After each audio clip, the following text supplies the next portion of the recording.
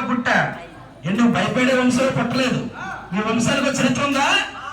ముత్తాతల పేర్లు చెబితే దిశలు దిశలు తెల్లారిపోతాయి. చూసారమ్మా, వీళ్ళ తాతల పేర్లు చెప్తారట, దిశలు తెల్లారిపోతాయట.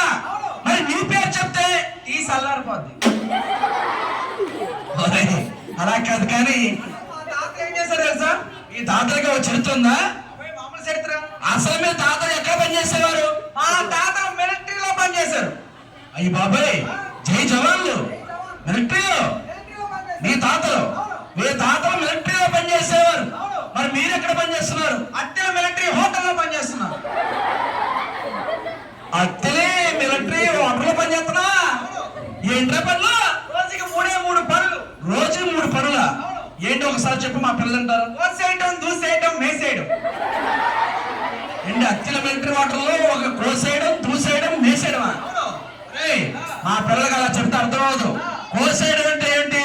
కోసేయడం అంటే కోడి తలకాయలు. మరి దూసేయడం అంటే దాని మీద బొచ్చు. ఇక మేసేయడం అంటే ప్లేట్లు అక్కడక్కడ మిగులుతాయి కదా నా సిగ్గులు ముక్కలు, అన్ని మనయే అక్కడ. అంటే భోజనంలో మరి సాగులాంటి పని. ఇప్పుడు అందులో మిలిటరీ ఉంది, ఇందులో మిలిటరీ ఉంది. ఇందులో మిలిటరీ ఉంది, ఇందులో మిలిటరీ ఉంది. మా తాతలు ఏం చేస్తారు తెలుసా? అసలు తాతలు ఇంకేం చేసేవారు? తాత పెద్ద పులి కూరలు పీకేశాడు. బాబోయ్, ఏంటి మీ తాత పులిగూరలు పీకేసేవారు? నాన్న 7 దంతాలు ఇడిచేశాడు. 7 దంతాలు ఇడిచేసేవారు. తక్కువండి.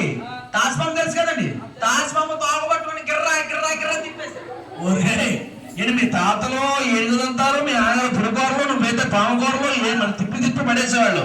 మరి ఎన్ని అలాగే మరి చేస్తుంటే ఆ జంతువులను అలాగే ఊరుకునేటియా? అవి అలా చూస్తూనే తప్ప మమ్మల్ని ఏమి చేయలేదు. ఇటు ఆ జంతువులను అలా ఊరుకునేది. అవును. ఎందుకు శాత? అవన్నీ ప్లాస్టిక్ బొమ్మలు కాబట్టి. అలా కాదు నాయన, ఇలాగరా.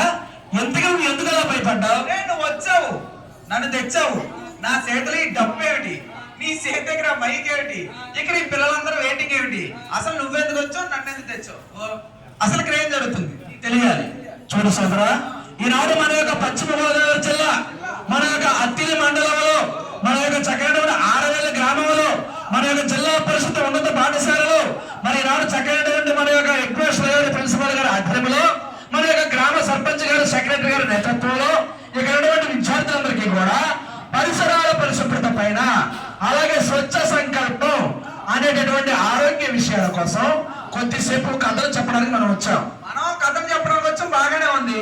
ఈ పిల్లలందరూ ఎందుకు వచ్చారు? ఇక్కడ పిల్లలు పెద్దలందరూ కూడా మనం చెప్పేటటువంటి కథలు విందామని వచ్చారు. వీళ్ళు విందామని వచ్చినట్లేదు, మనం చెప్పే దాంట్లో తేడా ఉంటే 4 తన్నాలు వచ్చినట్టు. తన్నడానికి రాలేదు, అందరూ వినడానికి వచ్చారు. మరి నిశ్శబ్దంగా వినాలి. మరి చక్కగా మీకోసం చక్కగా ఇంకా కామెడీ బోల్ అంటుందమ్మా. అయితే వినాలంటే ప్రతి ఒక్కరు కూడా ఏం వినాలి? ప్రతి ఒక్కరు కూడా తినాలి. ఒరే, నేను వినమంటున్నాను. ఒరే, వినడం చేత యొక్క మానవుడికి విజ్ఞానం వస్తుంది. వినడం వల్ల ఈ మానవుడికి కండ పెరుగుతుంది. వినడం చేత యొక్క మానవుడికి విజ్ఞానవంతుడు అవుతాడు. విని వినటువంటి యొక్క మానవుడు స్వర్గలోకానికి చేరుతాడు. బాగా తిని బలిసిన మానవుడు ఆసుపత్రికి చేరతాడు. ఒరే, తినమన్నారని ఎలా పడితే అలాగే ఇష్టాసారంగా తినకూడదు. ఏమన్నా మనిషి అంటే ఎలా తినాలమ్మా? కొంచెం కొంచెం కొంచెం తినాలి. కంచాలు తినకూడదు. ఒరే, అలా కాదు. మరి వినాలి అంటే ఈ రోజుల్లో ఏం వినాలి? దేశభక్తి గీతాలు వినాలి, మంచిది వినాలి. వినడం చేత విజ్ఞానం వస్తుంది. మరి విని వినటువంటి ఒక మానవుడు స్వర్గలోకానికి వెళ్తాడు. కాబట్టి ప్రతి ఒక్కరు కూడా చిన్నలు చెప్పినా వినాలి, పెద్దలు చెప్పినా వినాలి. మరి వినాలంటే దేశభక్తి గీతాలు వినాలి. దేశభక్తి గీతాలు వినాలి. నీకు వచ్చా? దేశభక్తి పాటలు 2 వచ్చు. ఇక్కడ మన యొక్క పాఠశాలలో మరి పిల్లలకి నీకు వచ్చినటువంటి 2 దేశభక్తి గీతాలు నువ్వు పాడితే అది విని నేర్చుకొని రేపు పొద్దున అందరి దగ్గర కూడా పాడతారు. అసలు ఇప్పుడు నేను పాడడంతో చూసి పిల్లలందరూ ఎలా పాడతారు నాతో? అంతేనా? ఒక మంచి దేశభక్తి గీతం పాడు. మంచి దేశభక్తి గీతం పాడుతున్నాడు, అందరూ వినండి. నేను అటాన్ని దాన్ని కాదు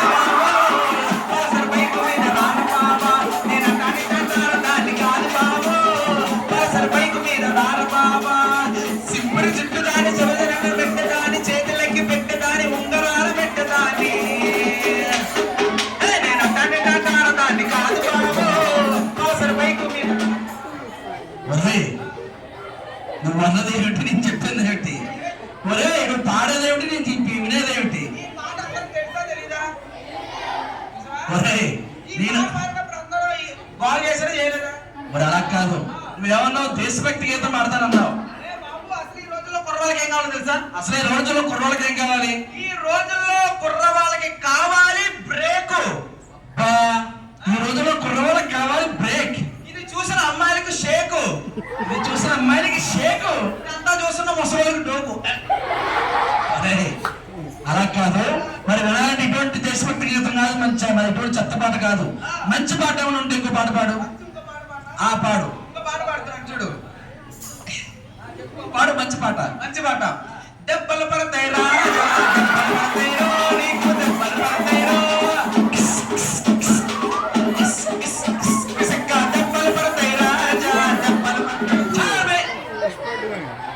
ఒరే పాటలంటే ఇటువంటి పాటలు పాడితే చాలా బాగా తయారవుతారు పిల్లలు.